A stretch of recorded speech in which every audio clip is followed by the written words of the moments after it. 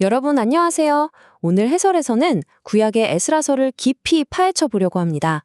이 오래된 텍스트가 단순히 과거의 역사 기록이 아니라 우리의 영적 회복을 위한 아주 실질적이고 단계적인 청사진을 제공한다는 사실 알고 계셨나요? 자, 그럼 이 놀라운 회복의 여정으로 바로 들어가 보시죠.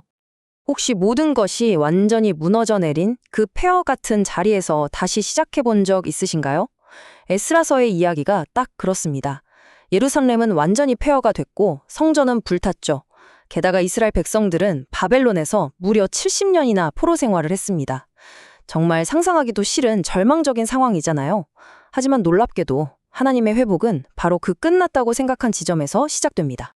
자, 그럼 첫 번째로 에스라 1장과 2장을 통해 하나님이 이 놀라운 포로 귀환이라는 여정을 도대체 어떻게 시작하시는지 한번 살펴보겠습니다. 여기서 진짜 흥미로운 포인트가 하나 있어요.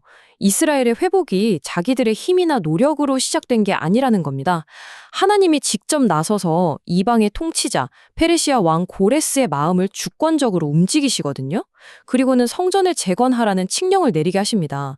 역사를 주관하시는 분이 직접 무대를 세팅하시는 거죠. 정말 놀랍지 않나요? 에스라서를 읽다 보면 귀환자들의 명단이 정말 끝도 없이 길게 이어지잖아요. 솔직히 좀 지루하게 느껴질 수도 있는데 사실 여기엔 엄청난 은혜가 숨어 있습니다. 하나님이 그들을 그냥 무리로 보신 게 아니라 한 사람 한 사람의 이름을 정확히 기억하고 계신다는 증거거든요.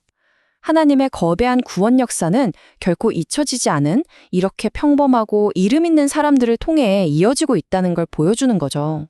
다음으로 3장으로 넘어가서 마침내 폐허가 된 예루살렘에 도착한 이들이 세운 아주 역설적인 우선순위를 살펴보겠습니다. 이 대목에서 우리가 꼭 짚고 넘어가야 할 게 있습니다.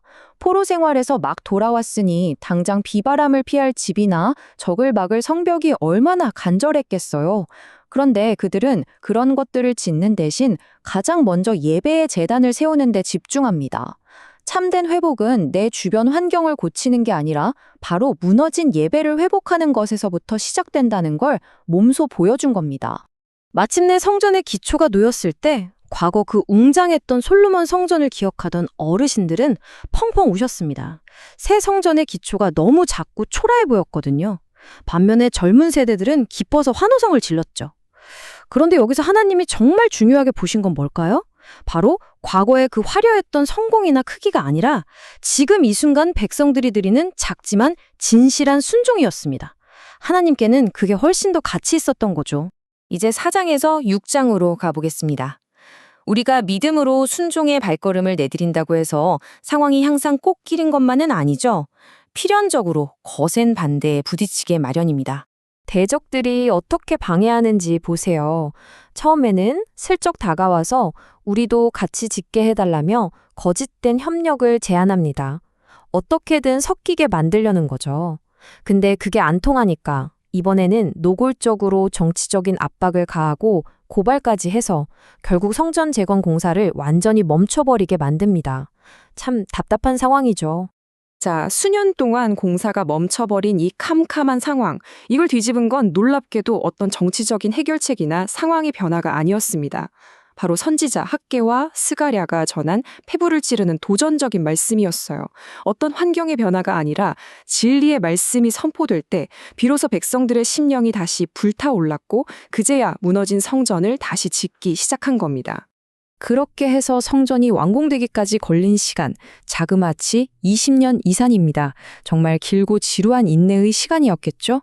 하지만 이 긴 세월은 우리에게 아주 중요한 사실을 하나 알려줍니다. 하나님의 일은 우리 생각보다 답답할 정도로 느려 보일 수 있지만 절대로 결단코 멈추지는 않는다는 사실입니다. 결국에는 완성하시니까요. 이제 수십 년의 시간이 훌쩍 흘러 7장으로 넘어갑니다. 이야기의 포커스가 눈에 보이는 건물을 짓는 것에서 우리 내면의 영적인 깊이를 세우는 쪽으로 확 바뀝니다.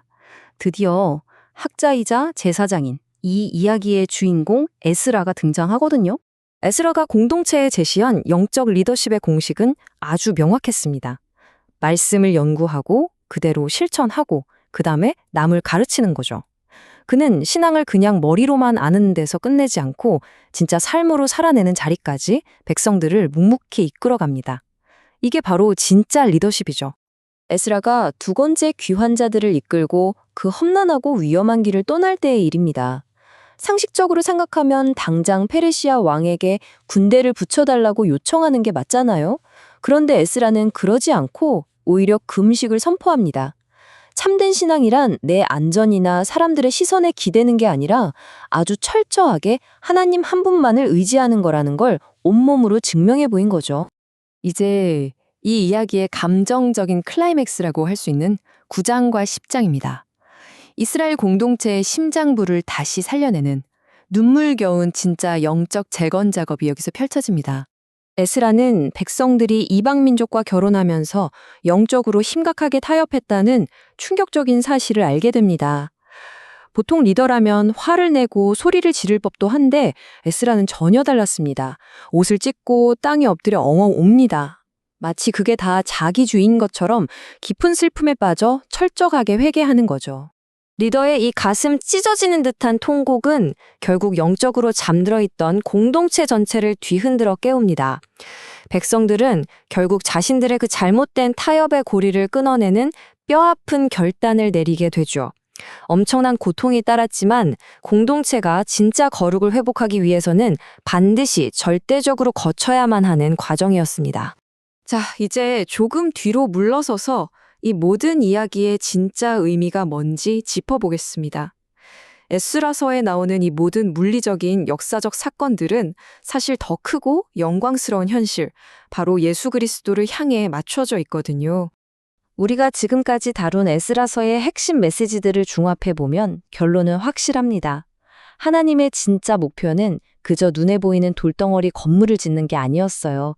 그보다 훨씬 더 중요한 것, 바로 자기 백성들의 거룩한 정체성 자체를 부활시키고 온전히 회복하는 데 목적이 있었던 겁니다.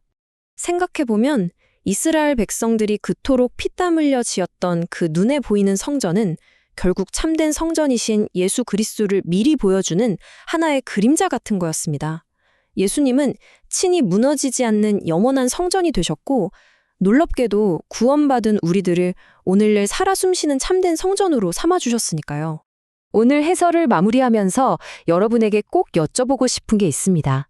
혹시 지금 여러분의 삶이 방치된 폐허처럼 느껴지시나요? 그렇다면 이것 하나만은 꼭 기억해 주세요. 무너진 것을 다시 세우시는 하나님은 지금도 여전히 여러분의 삶 속에서 그분의 놀라운 이야기를 써내려 가고 계십니다. 여러분이 서 있는 그 절망의 자리에서 당장 예배의 제단부터 다시 쌓아 올리기를 기다리시면서 말이죠. 여러분은 오늘 어디에서 다시 시작하시겠습니까?